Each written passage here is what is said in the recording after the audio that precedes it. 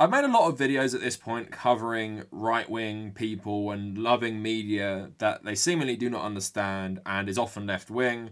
I had Ben Shapiro talking about how much he loves Blade Runner 2049, despite Blade Runner 2049 basically showing you a capitalist dystopia in a world that has been destroyed by climate change. The games they say they like, whether that's Abby Shapiro of BioShock or her husband with BioShock and Red Dead Redemption. Now, what I mentioned in those videos was that I wasn't sure if these people genuinely did not understand the media that they were consuming, or they were trying to like co-opt this stuff to make it associated with the right wing to maybe appeal to a broader audience, take some pop culture and reappropriate it for themselves and stuff. So we're going to talk about red pilling and the Matrix and talk about how this is so ridiculous when you think about the context of the film's message, and of course the Wachowskis both being transgender and the Matrix essentially being a transgender story, or basically having this theme running throughout the franchise. And then we're also going to talk about V for Vendetta. Now, the link for this one isn't as solid, but for some reason I've seen so many people on like the far right having V avatars or people wearing the V for Vendetta Guy Fawkes mask, so I just thought that was very strange. So we're going to talk about both these things in the context of the media that it takes these inspirations from. Now I'm going to plug my social medias and Patreon for about a minute, so skip that if you're not interested. But before we get any further, a lot of my work on this channel is demonetized because when you're covering more serious, sometimes edgier topics, YouTube doesn't like this. So if you've ever enjoyed my work, please consider becoming a patron. And you don't have to pledge a crazy amount. I want to build up my Patreon based on as many people as possible pledging little amounts, like $1 or $2. So if you feel like I have ever brought anything that's worthwhile into your life and my content, please really consider becoming a patron to help me continue to do this, regardless of if YouTube monetize or not most of my videos in a given month. Also, if you want to join our communities, come check out our Discord and my subreddit. Those links in the description. And if you want to follow me personally, please check out the Kavernacle at Twitter, at Instagram, and also my personal Reddit, where you can keep up to date with all my content and what I'm doing. I'm about to hit 35k. Hopefully this video will get me over the edge. That means a new chocolate orange, so thank you when we get there. Hopefully I'll have a new chocolate orange ready. Every 5k is a new chocolate orange. So I guess we're pushing for 40k now. So please help me get to that next milestone. I wonder how many chocolate oranges we can have by the end of the year. Also, I live stream on Tuesday and Thursday, and the stream archives go up on the Kavernacle Extra. That is my second channel, so check that out if you are interested. Now, to just start this discussion, this is something that I guess shows the irony of right-wingers using red pill as sort of this, thing that they do to people or thing they take themselves to realize the reality of the world. And I'm going to give people context. If you guys haven't seen The Matrix or understand necessarily where this comes from or where it even comes from in a political sense, then I'm going to explain it to you. But Elon Musk tweeted, "Take the red pill."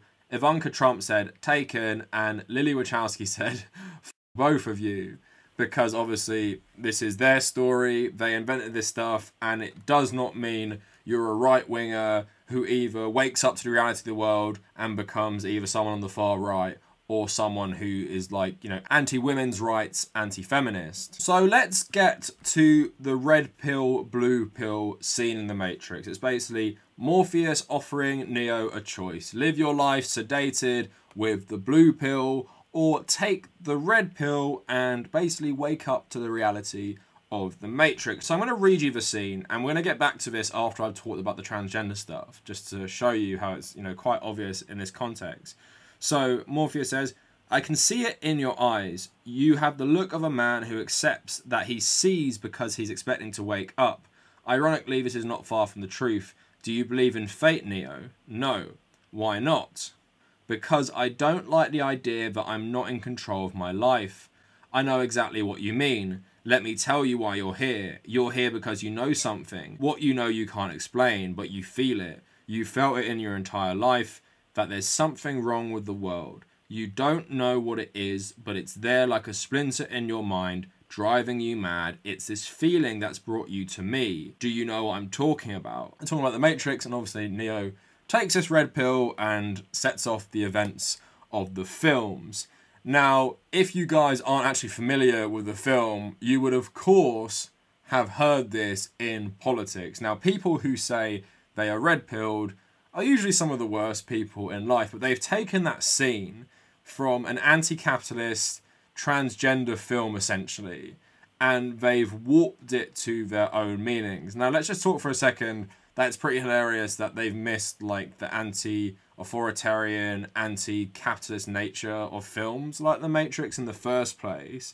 But now, if some of you don't know this stuff, I'm going to explain it to you because I feel like I need to do this better sometimes, because I just assume everyone knows what I'm talking about all the time. So an article from The Atlantic a couple years back. About 8 years ago, boys who were spending too much time on the internet, usually on 4chan or Reddit, began to use taking the red pill as code for choosing to realise that feminism is destroying society and life. The phrase was adopted by other far-right political subcultures and slowly came to mean that a person had been radicalised in some way. Like so many other things that end up confusing millions of people, a few years later, red pill, usually written as one word, sprouted on Reddit. It was first popularised in 2013 in a forum called the Red Pill on Reddit, which is for men who aspire to seduce women using complicated manipulation. The term meant deliberately opening your eyes to the oppression of modern men.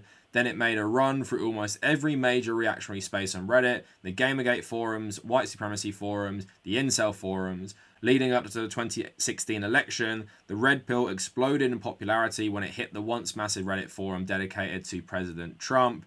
Taking a red pill still meant opting into a new worldview, but the worldview in question was now less clearly defined, and so misogynists, MAGA diehards who simply loathed and distrusted the media said they were red-pilled. The red pill became such a popular right-wing meme during the Trump years that people started to hear about it offline. In 2017, Maroon 5 titled an album Red Pill Blues, and the band members were forced to clarify that they were only fans of The Matrix, not misogynists or racist. Then in May 2020, which I've already mentioned, Elon Musk tweeted, "Take the red pill," and Ivanka Trump replied, "Taken." So moving on a bit more to what this means to anti-feminists and people on the far right. So Debbie Jing, in her lucid explanation of the culture of the digital manosphere, writes that the red pill is a philosophy that purports to awaken men to feminism's misandry and brainwashing that has elevated women to the position of dominance over men. The red pill has an anti-feminist political philosophy built in that rejects the equality of women and the post-1960s politics of women's empowerment. The red pill philosophy is also central to the alt-right.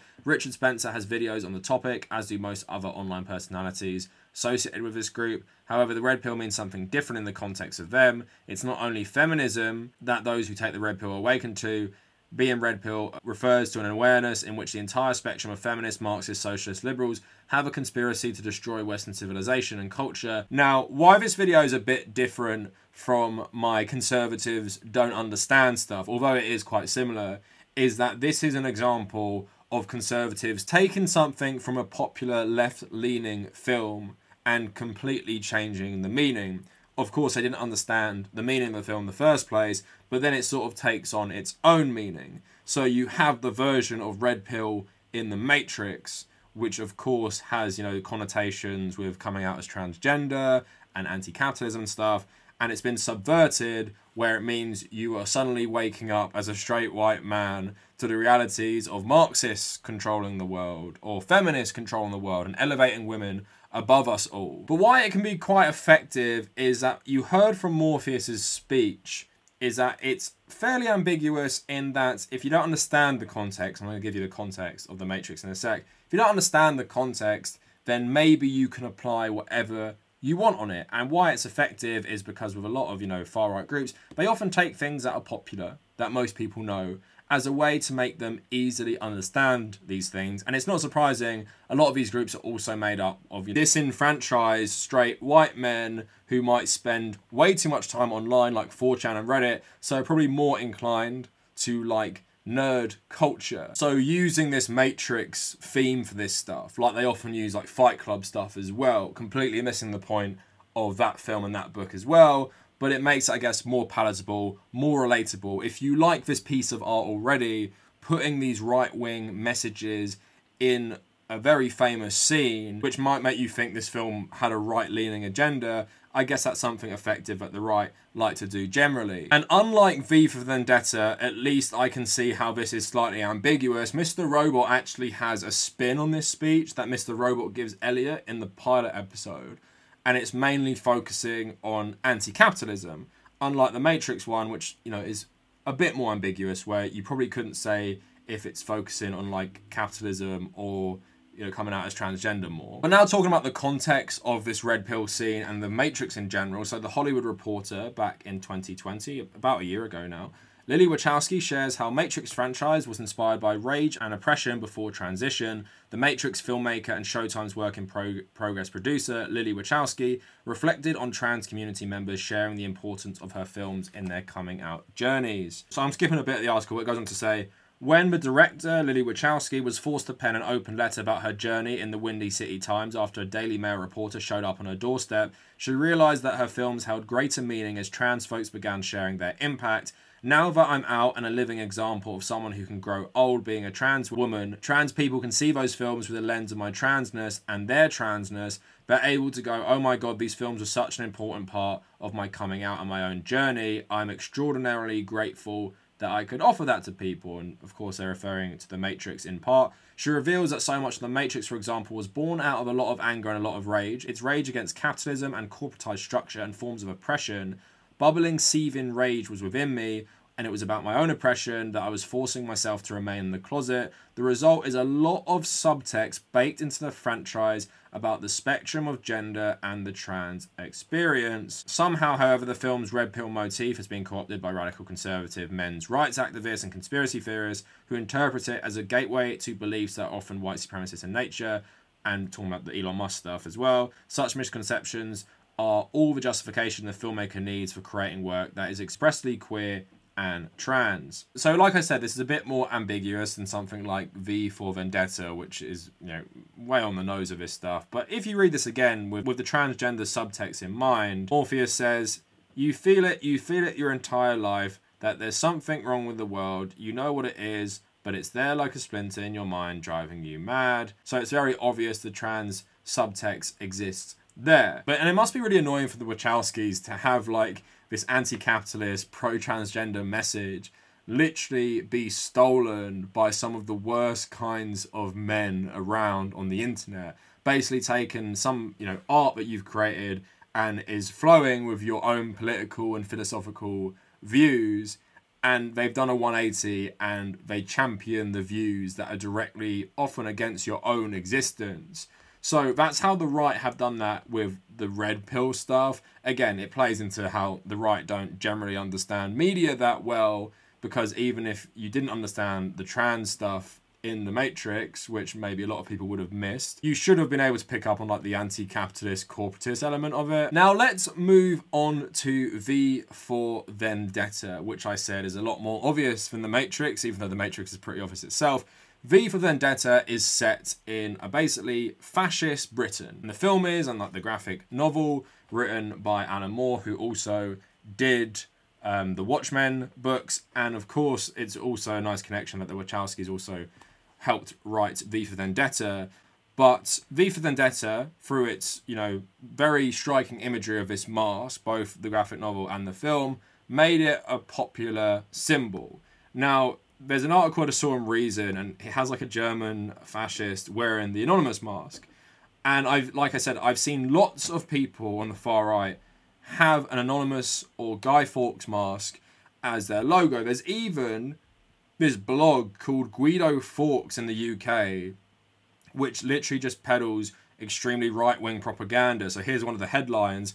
Either a loony lefty, socialist worker, communist or Starmerite will soon control the purse strings of the Labour Party. This blog basically just exists for this person to push out right-wing propaganda, but they're using the imagery of Guido Fawkes, who of course we know as Guy Fawkes, the guy who tried to blow up Parliament in 1605. Now, to give some context for V for Vendetta, so the film is about this like vigilante superhero type character called V, who's fighting against the government. Now go watch the film, I'm not going to spoil it all, but basically what it inspires is many other people coming out to fight the government, and they all wear the Guy Fawkes mask. And the strength becomes their numbers, and not being able to identify them individually helps grow their strength against this, you know, authoritarian Britain. Now, Guy Fawkes himself, or Guido Fawkes, was an English-born Catholic who served in the Habsburg Spanish army.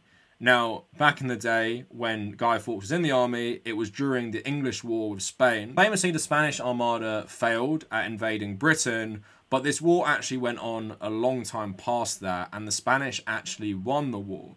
And Guy Fawkes was a part of this. But under James I, the discrimination against British Catholics continued. A lot of you will know that Henry VIII, who was a Catholic, broke away from the Catholic Church and created the Church of England, which isn't very like Protestant movements in Europe like Calvinism and Lutheranism. What people often call it is like Catholicism without the Pope. And it's not, you know, 100% accurate, but it does retain a lot of elements of Catholicism, but the monarchy is the head of the church, and the Queen today is still head of the church. Now, Guy Fawkes, who served in the Spanish Habsburg army, plotted to blow up Parliament and kill James I, the king, and kill other leading members of Britain. He was discovered at like the last moment, and he was tried and executed. Now, in the UK, on November 5th, we have fireworks to celebrate Guy Fawkes being captured. Now, when my parents were younger, they used to burn effigies of Guy Fawkes. Doesn't really happen anymore. It's not like the Orange Parade, where it's meant to be like provocative against Catholics. That's a thing in Northern Ireland that is celebrating the conquest of Ireland by William of Orange when he was battling James II to become King of England, and made the subjugation of Catholics in Ireland a lot worse than it had been. But nowadays, it's just like a general celebration for fireworks. People call it bonfire night, firework night. So that's every November 5th. And Guy Fawkes wasn't like a real liberal guy. He probably, if he succeeded and if he overthrew the government as well and became the leader of Britain, he probably wasn't going to set up some, you know, very harmonious, multi-religious society. He probably would have helped the Spanish take over, or make Philip II or III the King of England and make them revert back to Catholicism. I don't think he would be this hero, but he gained a popular image as like a revolutionary hero. And this was really helped by V for Vendetta, which obviously uses the imagery of Guy Fawkes, uses the story of Guy Fawkes, doesn't really get into like the nuances, more like he was just a fighter against an oppressive government. And that's the simple message of him. Now, the iconography of his mask is used mainly by more anti-authoritarian, pro-left-wing movements, and they wear the mask because they're inspired by the film mainly, not actually inspired by the historical event. Now, BBC did a good article where it got some quotes back when it became a real big thing during Occupy, about 10 years ago.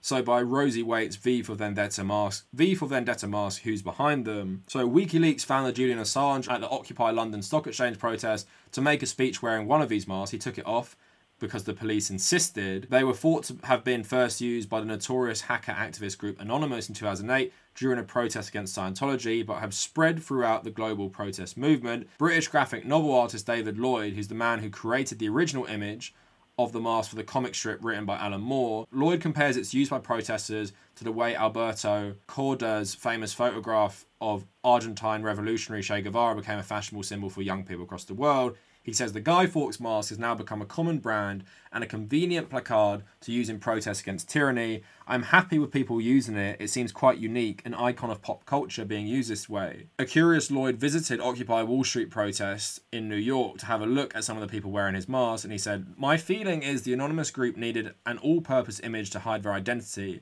and also symbolise that they stand for individualism. V for Vendetta is a story about one person against the system. The book is about one man bringing down the state, but the film includes a scene of a huge crowd making a statement against a faceless corporation. The masks were useful for the Scientology protest because it prevented individuals from being recognised." Lloyd said that when he and writer Moore created the character of V, they had a basic idea of an urban guerrilla fighter against a dictatorship, but wanted to inject more theatricality into the story. "We knew that V was going to be an escapee from a camp where he'd been subjected to medical experiments, but I had the idea that in his craziness he would decide to adopt the persona and mission of Guy Fawkes, a historical revolutionary." So because this mask was inspired by the film, created by an extremely left-leaning libertarian anarchist type guy like Alan Moore, and it's been used by anti-authoritarian groups like Anonymous and Occupy. It seems very strange that right-wingers would ever feel comfortable wearing this stuff. Now, I'm going to get into one little nuance, is that because it's used by Guy Fawkes, the only way I can see far-right people justifying wearing it is that Franco, as the dictator of Spain, used to greatly idealise Philip II of Spain. Philip II was king during the time when Guy Fawkes served in the Habsburg army in the Netherlands. So that's just like a real tenuous link there, that he fought for Philip II's army. But Philip II had actually passed away by the time that Guy Fawkes' plot was put into motion. But again, it feels like the right wing are trying to co-opt this imagery because they just feel like it means anti-government.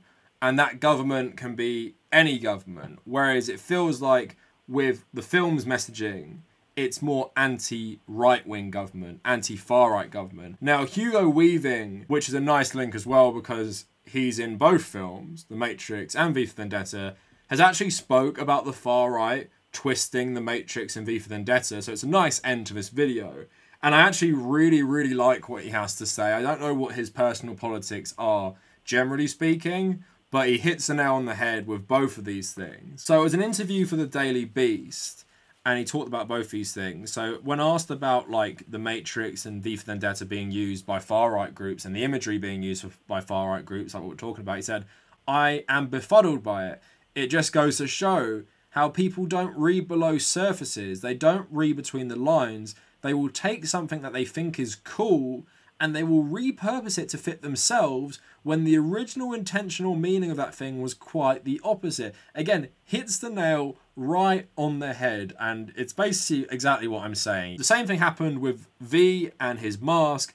Hugo says, "I was like, wow, man, that couldn't be more than the opposite of what it stands for," referring to far-right people wearing the Guy Fawkes mask. "The original V was based on Guy Fawkes, and these guys were trying to blow up the Houses of Parliament. They were young Catholic protesters who were being persecuted by the government, trying to rebel against it and taking a very violent course of action to make their cause. To me, that mask has always represented questioning the government, and somehow now it's the guys who are generally unhappy with what's going on, or guys who think they look cool. The same with The Matrix," Weaving continued. "There was something to do with looking cool in black leather and wear it with a gun, and then you can carry out violence and basically feel like you're immune for the consequences because you feel cool.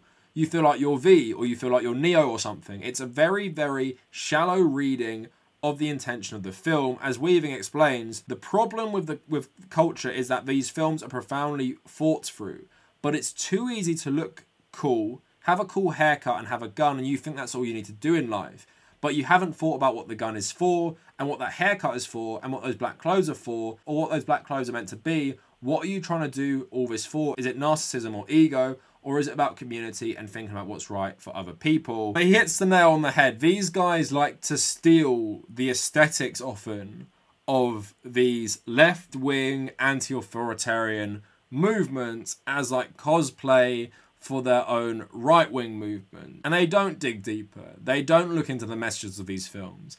They don't look into The Matrix even before it's widely known it's about coming out as transgender, and see the anti-corporate, anti-capitalist nature of it. They don't even dig remotely past the themes of V for Vendetta, which is anti-Tory, anti-authoritarian, anti-far-right politics. Always has been.